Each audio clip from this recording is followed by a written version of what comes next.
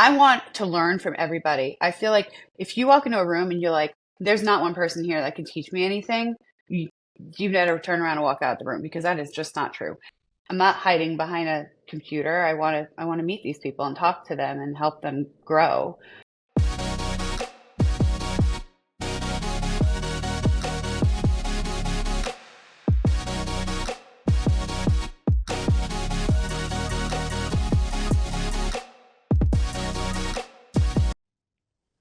All right. Hey, everybody. Welcome back to another episode of the Success in South Florida podcast. I'm your host, Adam Rossen. And on today's episode, I'm so excited. We have Kerri Paizzi on here. Kerri is a serial entrepreneur, business owner, and she runs Flavor South Florida, which is coming up in just this month, September 2024. It's the entire month. And so, Kerri, welcome to the show. So glad to have you here. Hey, thanks for having me on. Of course. So first of all, I always hate doing the introductions from my side because whenever I'm a guest on a show, it's like, I'll just tell my story. So let's kind of just dive right in. Tell us your story. Who are you and what are your connections down here to South Florida? And let's talk about all the great, cool things that you're up to. Yeah, well, first and foremost, as you mentioned, Flavor South Florida is happening now. It's Restaurant Month for Palm Beach and the Treasure Coast, Palm Beach County and the Treasure Coast.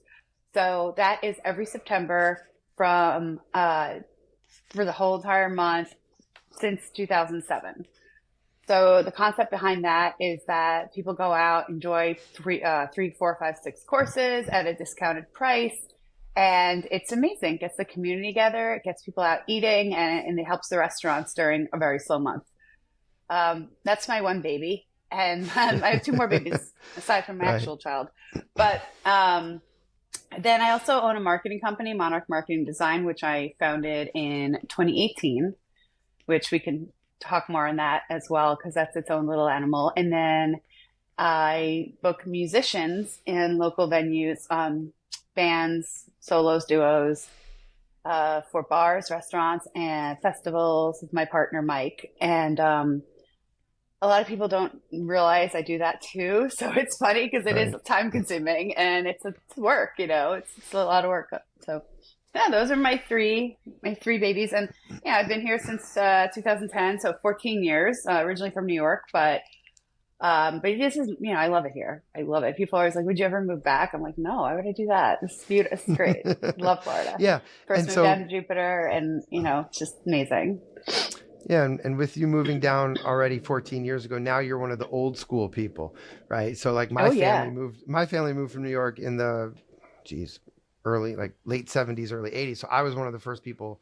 I was actually the first person on either side of my family born here. So I'm a native, but my family's real old school now, New York down to South Florida. And now, especially after the current COVID wave of everybody moving down, you're like, I got this. I've been here now over a decade. Right? I feel the same way. Like, I'm like, oh, what are these New Yorkers moving down for? But it's funny because like I always joke that my son is like the only native Floridian I know. He was born at Jupiter Medical. So he is a Floridian. Right. And so it's funny. And sometimes he'll catch me with my accent, like orange, and he through and through, he's Floridian. So or drawer versus drawer. Off, all that. Yeah. Right. Terrible. Yells at me all day. So you have 4 babies, 1 real and 3 business ones. So and a dog. She's looking at me. I can't not count her. Right. Yeah. So yeah, I got a lot of babies. So you got a lot of things going on, and they all seem interrelated in some capacity or another. So kind of just walk us through like what's your business background? What's kind of your initial skill set growing up and as you moved down, and then how did things evolve for you?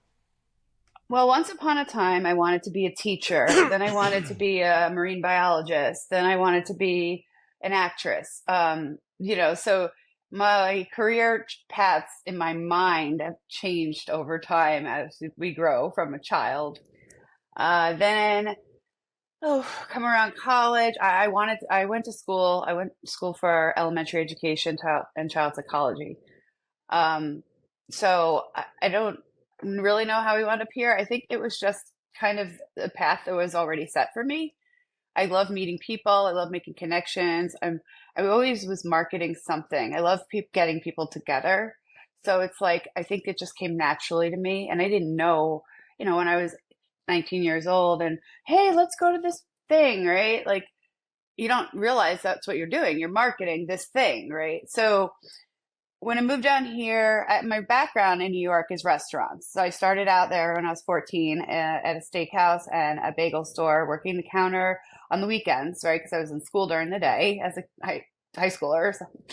So I worked the bagel store from like 6 to 3 every Saturday. And then I would go to the steakhouse and hostess from 4 to 10 because I was trying to save money for my own car. I wanted to buy a car.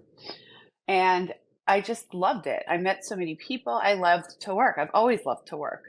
And so being in the restaurant industry and in the public aspect of things, always dealing with consumers, always dealing with the public, 6 o'clock in the morning, making their coffee for them, but getting to know them and getting to know their family. And I still keep in touch with some of my customers from the bagel store where they were pregnant and their kids are now having babies. And I'm like, whoa. So, it's cool. It's really cool. And then when I moved down here, I started working for Capitol Grill in Palm Beach Gardens soon after I started, like just a few weeks after I moved down here. I wasn't really planning on, I was trying to take some time off because I was trying to get my feet wet, see if I liked Florida, And then they offered me this great position at Capitol Grill, assistant marketing director. So I took that. And then I was with them till I had my son. And after that is around the time that I started my own marketing company because I had so many people offering me jobs and asking me for help with marketing and things like that. And I kept, wanting to help people. And finally I was like, I'll just start my own company. Like, what's the worst that can happen here? Started with one client, whom I still work with. He's still my client today. So that's cool. Very nice. And I thank him all the time. I'm like, thank you for believing in me. Like you started, that was it, right? Now we have 22 clients on the marketing side. So that manages social media, web design, SEO, newsletter, email blast, whatever. Like if it encompasses marketing, they want me to place a billboard, I'm placing the billboard. So that's the marketing aspect. And it has definitely evolved over the years because with the social media piece of it, as we all know, like Meta, you got to learn Meta, you got to learn Reels. When I started the social media, it was Facebook. Yeah, it was easy. Post on Facebook. Right. Now it's like. And it magically goes to everybody very easily. Right. Without having to pay money. Now it's like, you got this ad management, there's influencers, and there's a lot of different pieces to that. So, yeah.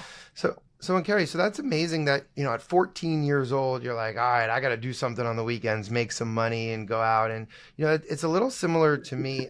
I love staying busy. If I'm not busy, I'm getting into trouble somehow. And I learned, same. I learned that about myself at a young age, probably in high school as well.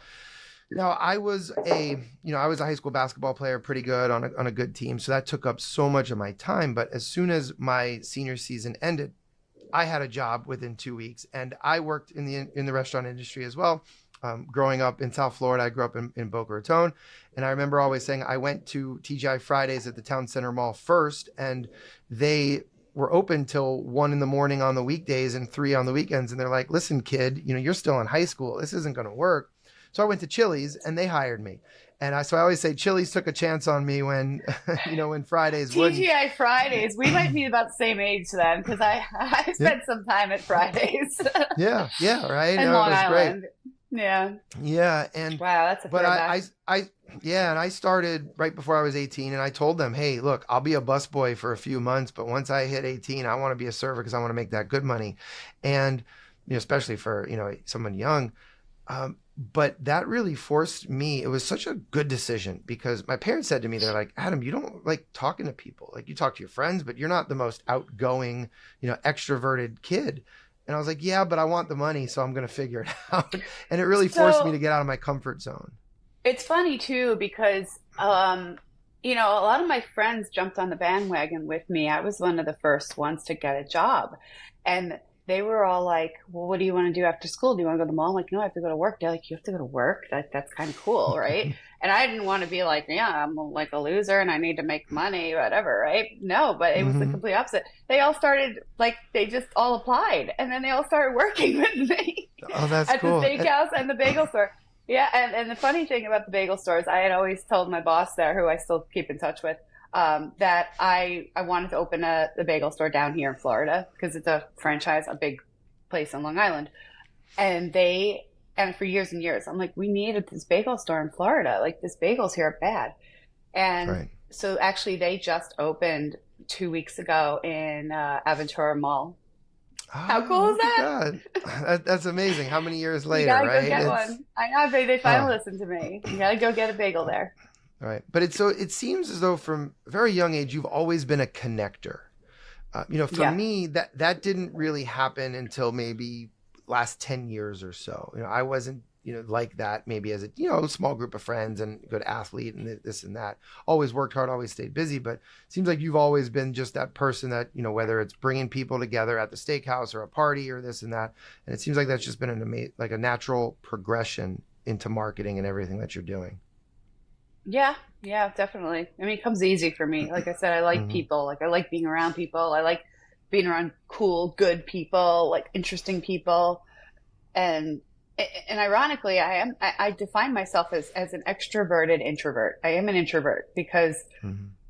when I'm in a large group setting, I love it so much. It makes me really happy. I want to talk to everybody. But man, when I get home, I'm like, whew, I want to go to my room by myself and hide for a Right. minute, you know? Yeah. Lay in bed and just watch like 5 hours of Netflix and just be left alone. Emily in Paris. Great. Uh-huh. Okay. Yeah. Yeah. You So didn't watch Emily in Paris, did you? no, that's probably my wife.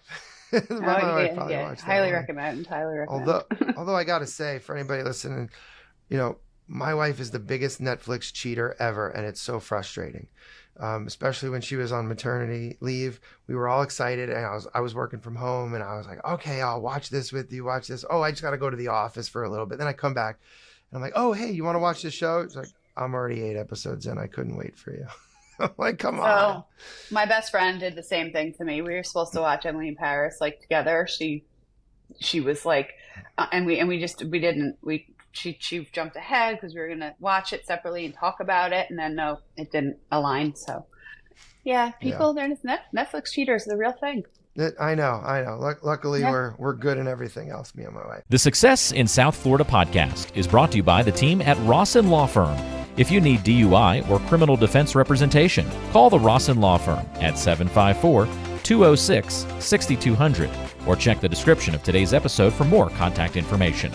The Rossen Law Firm, helping good people when bad things happen so they can achieve their best futures.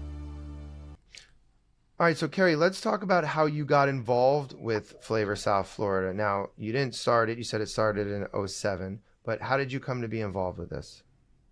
Yeah, so my friend Brianna Beatty, she started it in '07 after traveling she went to New York and experienced New York Restaurant Week. And then Miami Spice has been going on forever. Right. So she loved to dine out. She had some marketing background herself, and she was like, well, Palm Beach County needs this. So she started it. She just decided to go to some restaurants and say, hey, do you want to do this? Like, let's do prefix menus, and really just approach them, and started out with, the first year I believe was 10 restaurants, so if that. And it was a lot, Palm Beach Island and Palm Beach Gardens, and now it's just expanded. So I took it over 3 years ago in 2021, coming off the heels of COVID. So Oh, okay. obviously, yeah, it was a challenge, I was like, first of all, I was like, oh, I got to figure out what I'm doing here. I participated in flavor when I worked at Capitol Grill. We did flavor. It was very successful for us. It was a very busy September, and people flocked for it. So I knew the restaurant side of it. I knew the consumer side of it. Like the diner, I would go out and eat flavor menus in September. Right. I've known this program for a long time, since I moved here, and I love it because I'm a foodie. And so when she was passing the torch, she was like, do you want to run flavor? And I was like, yeah, I want to run flavor. That would be so amazing. So yeah, here we are, and we're just running flavor. Well, so Kerri, how did your experience on the restaurant and consumer side help now when you're running the show?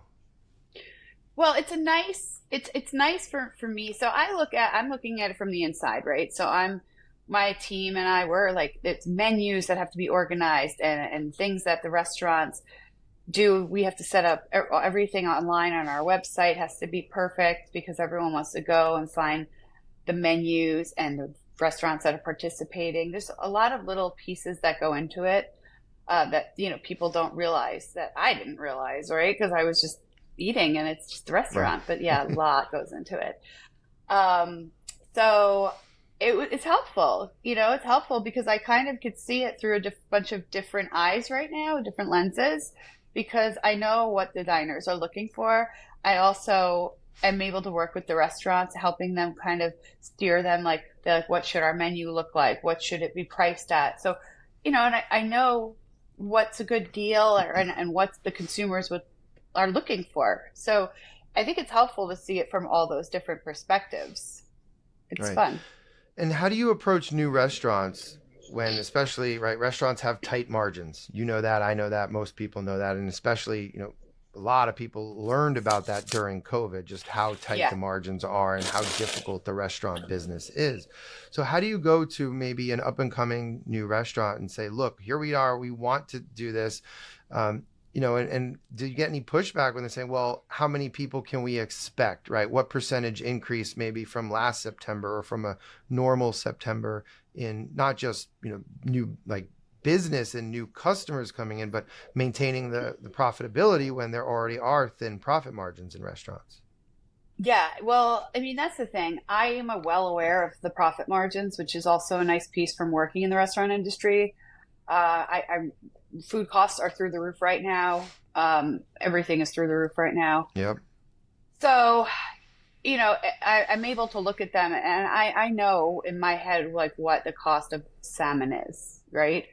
So I can help them with a profit margin in mind, make that menu where they're making money still, but the consumer is still receiving a deal. And I want it to be a win for everybody. I want the consumers to truly be receiving a deal, and I want the restaurants to make money because that so keeps their doors open. Right. So I don't know. I don't get any pushback at all. The restaurants are excited about it. Like I don't have to like bang on doors or anything. They know it's coming. They're excited. I get emails. We get them signing on like December. So once this closes out, October 1st, we'll start asking them for next year, and they sign on really fast because it's worth it. We do a lot of media for this to get the word out and try to help them and give them the proper tools for success during the program. So that includes like radio ads, TV, magazine ads, podcasts, everything and anything. I'm always like, hey, so if I could hire a skywriter, I would, so that's just how I like to operate. I'm like, if there's a hat and there's a rabbit, like I'm pulling it out every time. That's great. No, that's absolutely great. Well, and there's so much value that you can provide them, not just from the person that sets it up or that's selling it to new restaurants or getting them into the program, but since you have that insider, knowledge of the restaurant industry and the marketing background, you can exactly help tailor that. So the fact that you're doing that for the restaurants, I think that's, a unique value add to having you in charge of this, because ultimately when they go back and run their numbers and see, wow, this was really good. And, getting the help from you to maybe curate a menu and make sure that the profits are aligned, to me, it's an absolute win-win for everybody. So it's interesting you bring that up because we are run by, it's myself, Amber, she is my right hand of the program. Sarah does our social media. There's just a few of us that run Flavor. But in reality, the way I see it is that the whole community is running Flavor. So it's the restaurant's responsibility also to push it out. And the diners, they're excited. There's a lot of my friends that do influencer marketing, and they are, I look at them, they're on my team, right? So it's funny because a lot of these types of programs, like Restaurant Week, I believe, is run by the tourism department. A A lot of the programs are. So the fact that this one is not does make it a little unique, because all these restaurant owners and chefs, they have my phone, they have my cell phone. They text me. I had one restaurant text me last night, like at 10 o'clock at night, like, hey, can we change this on our menu? And I wrote back. It's 10. I was awake. So I was like, yeah, you can change it. No problem. Right. Boom. So they have that direct connection. You don't have to ask any more questions. Over and done. And it's nice having those relationships with them, because I really, truly believe in this. And I want to, and I'm not hiding behind a computer. I want to meet these people and talk to them and help them grow. Every October, we do survey the participants, and we get reports back of 1,000, 2,000, thousands of menus sold in the month of September. Wow. And the revenue increase of like 30%. So it's real data, I mean, I could tell too by looking at the back of my website. I love numbers. And I mean, according to my numbers, we've reached about 250,000 people this season so far, and it's not September yet. Wow. So that's amazing. I mean, I have not, like, black and white numbers. It blows my mind. And I just look at it and I'm like, whoo, people are looking, So. Well, and Kerri, what was your biggest challenge taking this over, 2021, right after, luckily in Florida for us, COVID was kind of short, but what was that, because I mean, the restaurant industry was decimated. Yeah. My biggest challenge, I think personally, was I had really big shoes to fill. Brianna was doing it for so long and did it effortlessly. So, and the restaurants had relationships with her. They knew her. And I'm like, oh, I don't want to come in and mess this up, Right. But that was my biggest fear, I think, in the beginning, or challenge for myself personally. For the business aspect, I don't really recall a whole lot of challenges I think it was just the year one was my team and I trying to just navigate it and figure it out so it runs flawlessly. And it is, a very smooth and well executed experience for people. I want it to be a fun, easy experience. So that was probably it. I mean, other than that, it's a lot of eating dinner and meeting people. Right. There's not a lot of bad to it, No, definitely not. But yeah, I definitely can understand of coming in and being like, wow, okay, I can't screw this up. I gotta at least, we don't like the status quo here at my firm. We're always trying to build and evolve, but I can definitely see the first year coming in, just be like, okay, let's just have it work. Let's just get through it, get our feet wet, and maybe even any new initiatives, new ideas we can kind of plan for the following year's cycle. Let's just make sure that this is a seamless transition, which I think is really important when you're having a major transition like that from the founder, somebody who ran it for almost 15 years, coming into, next person up. Yeah, I'm actually having dinner with her next week, and I'm very excited. Are you going to do a flavor menu? I can't wait to see her. Oh, yeah, of course we're doing a flavor menu. I won't say where yet. But it's already planned. Oh, yeah, we're going to dinner. She's moved away, so she'll be in town for flavor. So, and I'm really excited for that. But, and one thing I wanted to mention that I neglected to was as far as, like, the community support we receive, we also work with a lot of sponsors, and they are a huge facet to this program as well. Like we had on this year, Saratoga Water, we have some law firms on, and, it's like, again, it's just a community building experience where I want everybody and anybody to be involved and excited. So like Lessings Hospitality, they were one of our sponsors this year. Palm Beaches, they were a sponsor this year, Jupiter Magazine.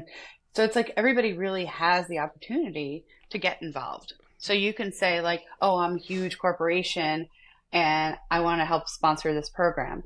And sure, great. Or, hey, I'm just a little mom and pop air conditioning company and I want to help, great. I want everybody to be involved in it, because that's the way that I feel like this should be. We have so many negative things to in our day to day, look on the news and whatever, right? So it's like, right. This should be like the most fun, uplifting month and experience, in my opinion, because I think has that ability to be that. Right. And it's so much more than just going out to dinner, right? It's, it's also about what going out to dinner, having drinks, having fun with family and friends represents. It is that social gathering. It is that community piece, that sense of group, community, togetherness. So I couldn't agree with you more. And what better way to do that than to go out to a nice restaurant, have a real cool, prefix meal, and hang out and get people out. You're right, because September, down here between the snowbirds and all that, September can be a slow month for the restaurants. A lot of people know that. So it's funny because a lot of my friends too, they'll say like, we love September because we get to see everybody, and I'm like you can see everybody in like August, or June. Like, no, we just love to see everybody in September, and it's something's there where it's triggering their brain to be like, this is the time to get everybody together, almost like Christmas and Thanksgiving. It's kind of neat. Yeah. Well, look, we get so busy, wrapped up in our lives, and before, I can't believe it's almost September now. In 2024, I'm like, where did the world go? Where did the last 10 years go? Where did the last 5 years go? I don't know. Let's not talk about that. It goes by so fast. I know somebody said to me something like, oh, I'll see you Sunday, right? I'm like, Sunday? What's Sunday? She's like, it's the 1st. I'm like, oh, Sunday's the 1st? That's nuts. Right. You're like, what do you mean? Idea it's what not even March anymore. No idea. Yep. And I mean, before you know it, just the day-to-day grind of just people in their lives and busyness. So it is such an amazing, fun thing to be able to have an excuse or a reason, something to motivate people to get out and be together. Yeah. It's a good one. So now, Kerri, so that's a big part of what you do, but you also have your other professional babies. So, and how does the marketing company, Monarch Marketing, how does that work, hand in hand, or does it work hand in hand with Flavor? And are you able to even cross sell, or do you get clients from one or the other?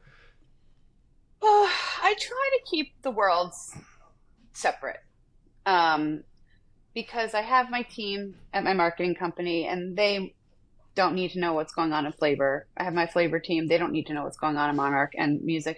I feel like once I keep everybody in a box, it's better for me to manage, because or else I don't know if I could do that. It's a lot. So I do cross it over in the tools and stuff like that, because I'm obviously taking tools from my marketing company where I've used in the past and it's worked. And I'm like, oh, I should do this for Flavor. And same with the music. The way I look at it, it's like, it's all under this umbrella, and they all are in the kind of the food and or entertainment company. Although the marketing company, I don't just have restaurant clients there. I have an air conditioning company, a doctor, a realtor. So like that I can market for anybody, where Flavor, it's its own element and the music is its own animal. Like that is something I don't talk about a whole lot, but it's interesting, the music facet of it. And the way that actually evolved was I was working with some restaurants and bars for them doing their marketing through the marketing company. So then they would come to me and they were like, oh, hey, I want to put a band. Do you know any bands? And I know some musicians, and now I know a lot of musicians. But at the time, I was like, hey, so-and-so bar is looking for a band. Do you want to play? And they're like, yeah. So I kept doing, it was the same thing. It's like I kept doing that, helping people get into these bars. And because I was friendly with the owners and whatever. And so then I met up with Mike, who was a musician himself in a band called The Connected. I booked his band. Then ultimately find out he owns a music booking agency called the Night Owl Agency. So he and I partnered because we realized we worked really well together. And now he and I, that's what we do. We talk just about every day because it rains in Florida. There's outdoor gigs. Things have to get canceled. Somebody's sick. Something changes. And then we submit the budgets every month to the music venue, to the, the restaurants, bars, venues. And it's, sometimes we have to bring in a sound company. Sometimes we have to, there's a lot of navigating, quick navigating that goes into that. So, because you can't. Does the unpredictability of that make it fun? I guess it does. It makes it so it's not like mundane, but it's a little stressful. I would say stressful more than fun. Okay. And like I said, Mike plays in his own band. So it's funny because I'll get a call like from him on a Friday night and he's like, hey, I'm going to a gig and this guy's running late. Can you call the venue and let them know? And I'm like, yeah. So like we all stop everything we're doing to make the phone call.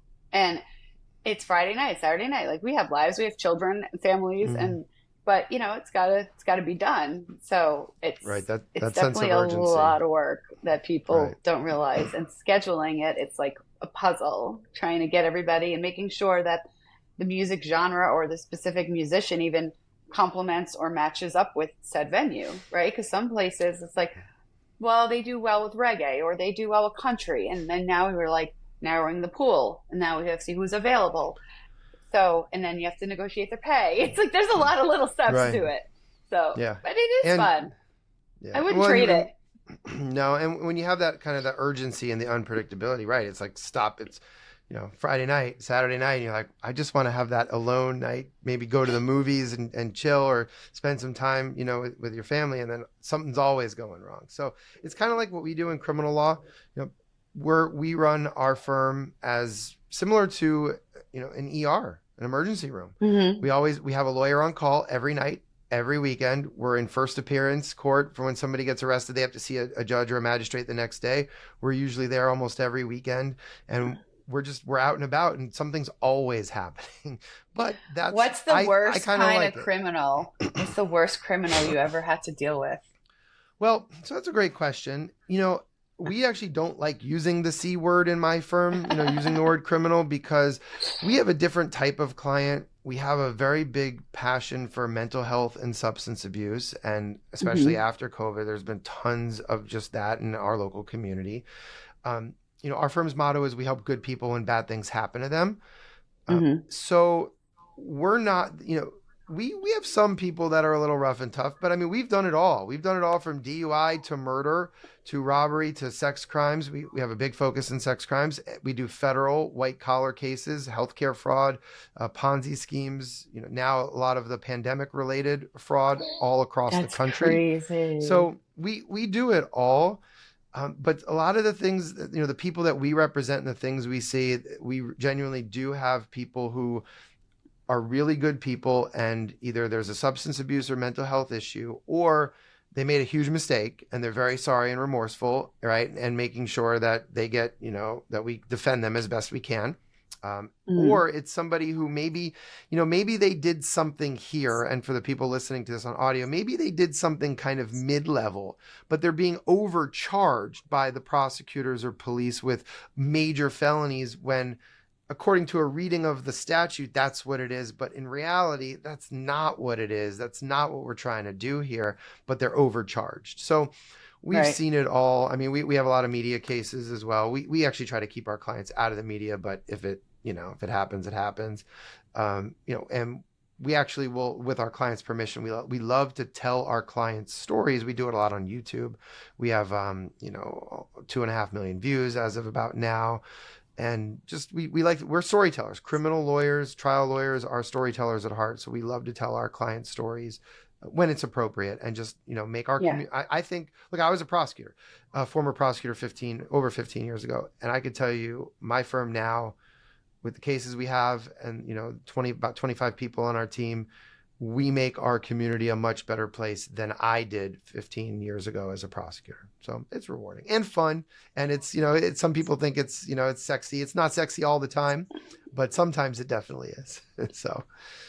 What's funny, you said that that was one of my career paths I was contemplating choosing back when, was a mental health and substance abuse counselor. And maybe in my retirement, I don't know. I still kind of passionately want to do that like one day, but not today. Right. Well, I always say that all of us in our firm, we're amateur mental health professionals, because that is a part of our role, is just to, people dump their shit on us, and that's okay. Yeah. Right. They're going through some of the worst time in their lives, but we're here, and we're not, none of us have masters or doctorates in those fields. Wait, once I pay you, it's confidential, right? Oh yeah. Is that true? Yeah. Awesome. Yeah. All right. So if I have a problem, I'm going to give you like $50 so you don't tell me. Yeah. Oh yeah. Yeah. You know, the client attorney privilege. It's, you know, you see those videos where it's like, just give me $1. That's Just give me $1. hilarious. Right. Oh Yeah. my gosh. Yeah. No, I should start charging and people.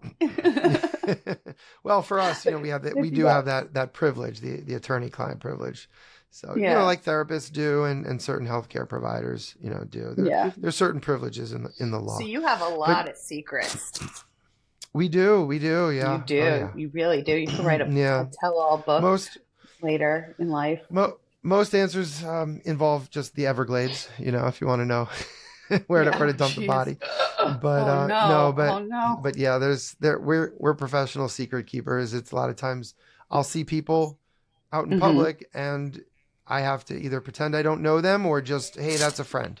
That's a friend, you know, where it's obviously something more. But there's a case I want to tell you about after we wrap here, but it's you just reminded me of everything. I don't follow a whole lot of that kind of stuff, but there's one case that I follow, and I'm just like, I have to talk to you about it later. So we can definitely talk about that. We're going to talk about it for sure. And so, you know, you have all these businesses, right? 3 of them, and they're 3 different businesses. And it seems that, you know, you said you're keeping the people siloed to a degree, right?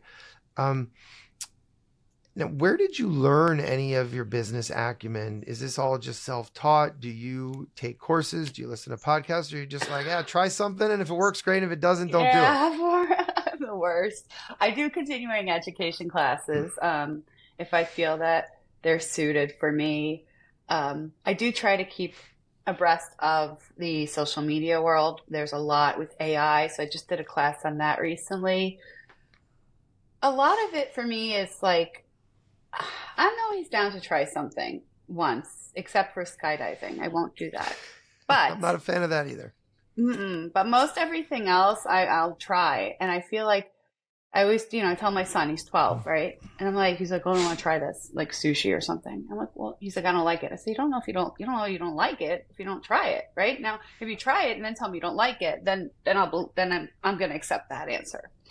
And I feel like that is just my mentality of my being, right? So it's like a lot of it's just trial and error. I mean, I ask people if somebody's good. I'm not at all shy where I want to learn from everybody. I feel like if you walk into a room and you're like, there's not one person here that can teach me anything, you better turn around and walk out the room, because that is just not true. There's always someone that's doing it bigger. It's always somebody doing better.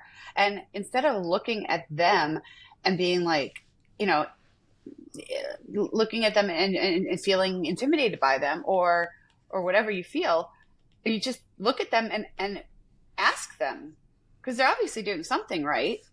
So everybody, big or small, has something to share and something to teach, because I think as humans, we are so involved in ourselves, in our world. What are we doing? What am I doing today, right? But you have to sit and think like, well, what's Adam's day like? What's on Adam's head today? Like, you have your own fish to fry, right? Who cares what I'm doing? You have your world. And I feel like if humans just in general, just kind of like, were a little bit more aware of that, everybody would just go a little bit further. But yeah, I just love to try all of it. I went to high school, like I said, high school, college. I took elementary ed, so in psychology, so that child psychology, which does not work on my child, so it's very strange. I'm like, I have this book, and it doesn't work. I think he just figured it out. Maybe he's too smart for it. He's pretty smart. Right. He's smart. That's good. But yeah, no, I agree. And so the last 7 years or so, our firm's really taken off. And a lot of the reason it's taken off is because I've invested in my, you know, education with, you know, not formal classes and stuff, but masterminds, groups, coaching, you know, going to conferences and learning, and always trying to be one of the dumber people in the room, or one of the lower people from whether it's a revenue employee, you know, experience level, whatever, always trying to level up.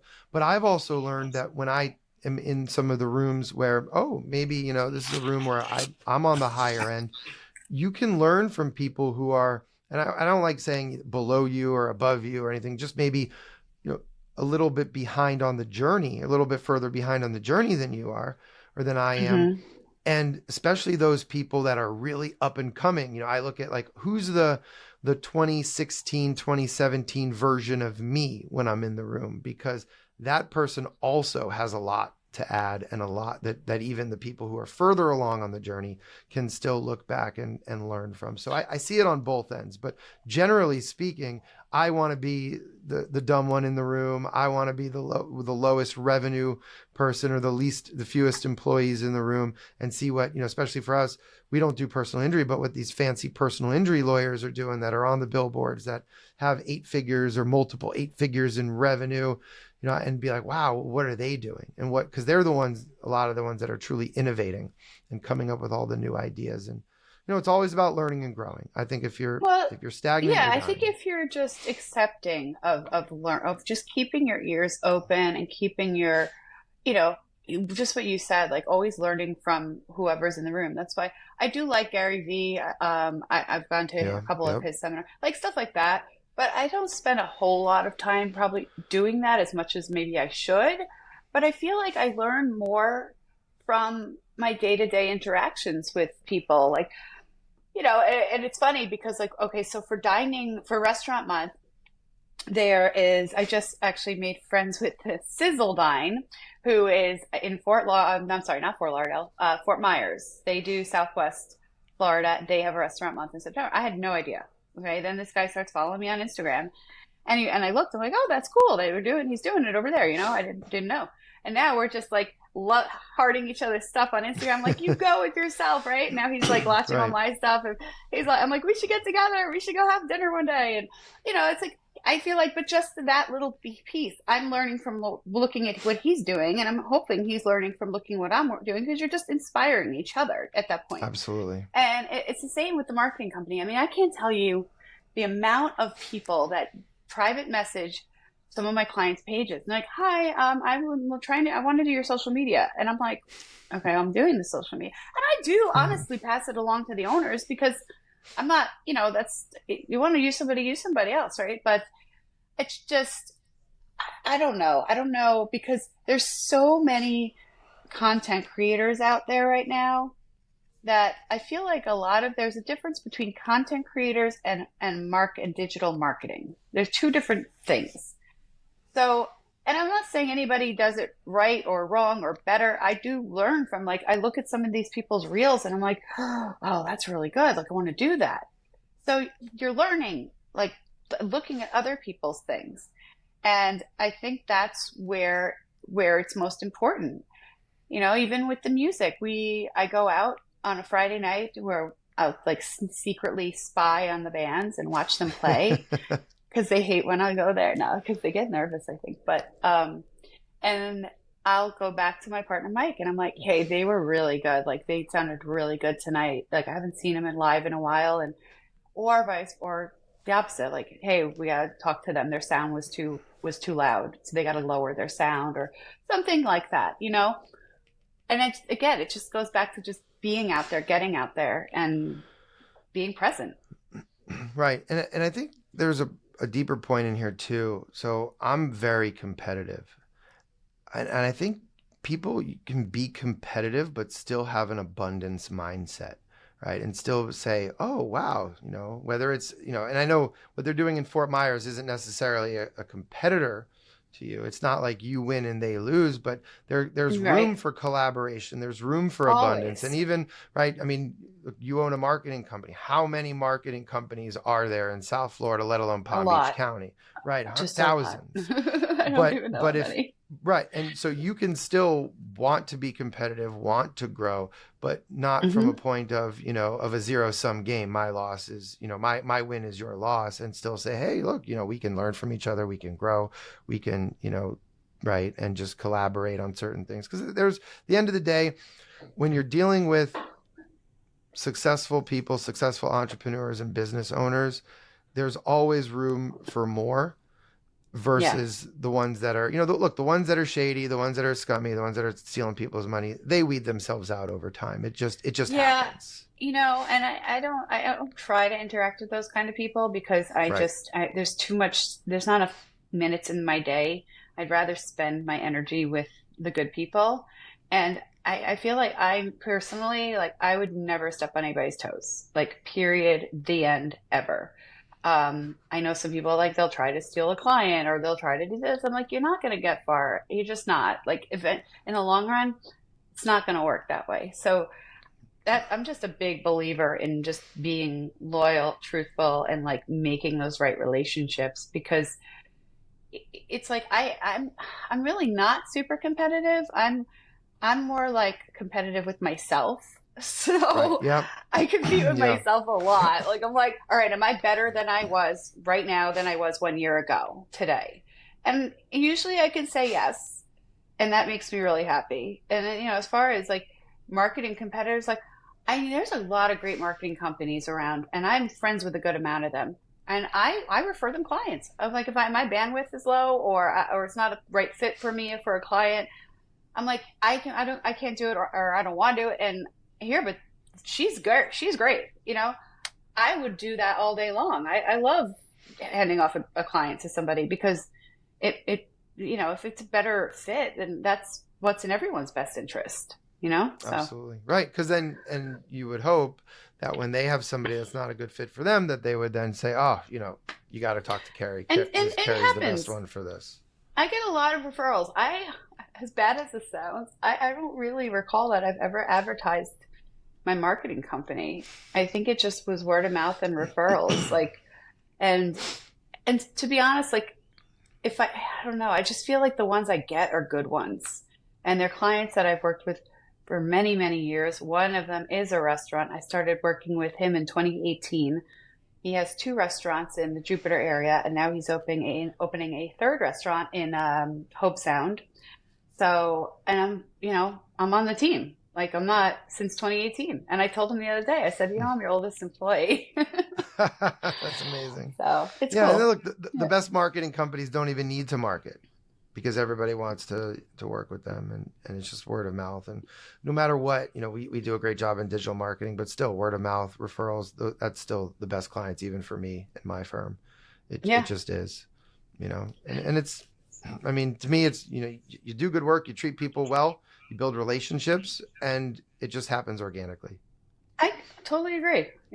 I mean, I had a guy a couple of years ago and he was, it was funny because he was trying to sell a book he wrote, I think, on Amazon but he had friended me on Facebook at some point, and he wasn't really a nice guy. I just didn't like him, his vibe. And I'm like, so then he messaged me. He's like, it was probably around 21 because I think you mentioned COVID. Anyway, he was like, hey, I need somebody to market my book, blah, blah, blah. And I'm like, oh, okay. I said, well, I appreciate you reaching out. Just, I can't take you on at this time and I wish you the best of luck. And he was like, wow, business must be great if you're turning away business like right after a pandemic. And I'm like, okay, that's exactly why we're not working together. Yep. Right. My point is, it's like, it's nice that you're able to, work with the right fit of people. Always. And it makes your job that much more fun.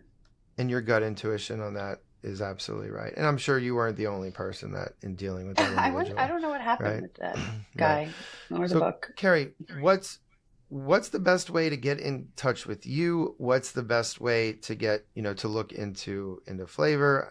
It's a big deal, right? So how can people find you or be a part of flavor? So, being, as we spoke earlier, the many hats, I made a website since I build websites, did it myself. So it's kerripaizzi.com. So once you click on there, it will take you to an about, and then there is also direct links to each of the facets: flavor, marketing, Monarch Marketing, and Monarch Music. So that's a good way to find me or contact me for everything. But individually, there's flavorsouthflorida.com, there's Monarch Marketing and Design.com, and there's musicbymonarch.com. Wow, I had to think about that. That was almost a That's challenge. a good problem, right? When you got to think, when you got so many things going on. Well, look, I'm sure you're very easy to find. Anybody listening to this, I've been to Flavor a bunch. It's amazing. Go out, try it. I'm sure there's how many restaurants this year you guys have? Over 70. Wow. Okay. Yeah. So you can go to dinner every single night of the month and not even go to And lunch too. Right. You just do Lunch and dinner, and then you'll be able to get most of them like taken care of. Right. I Absolutely. tried last year, and I'll tell you, I told my team, I was like, I'm going to eat at every flavor restaurant. They're like, it's impossible. I'm like, I'm doing it. I think I hit about 40 of them last year in 30 days. So I did pretty good. And it seems I'll be on track for that this year also. I have a dinner almost every single night. So we'll see how that goes. But I'm going to the gym. So. Well, I was going to say, you guys can measure the pounds gained during flavor, and then October can be a biggest loser month. So you can kind of combine the two. I have to shout out to my gym in Gear Fitness. He's amazing. He is actually keeping me on track after you and I hang up. That's where I'm heading because I cannot eat all the food and no, we can't do that. We can't do that. No. And I'm not doing Ozempic, so we just gotta roll with it. All right, got to do it the old-fashioned way, right? Some people still do it. Yeah. Okay. Well, Kerri, thank you so much. It was a great time to have you on the podcast. Again, anybody listening to this, please, I encourage you to go eat out this month in September. Get in touch with Kerri. You have so many, just knowledge, experience, nuggets of wisdom, and I know you got your hand in a lot of different things, and we wish you the best of success here. So thanks again. Thank you. Thank you so much. I had fun talking with you. Yep, same here.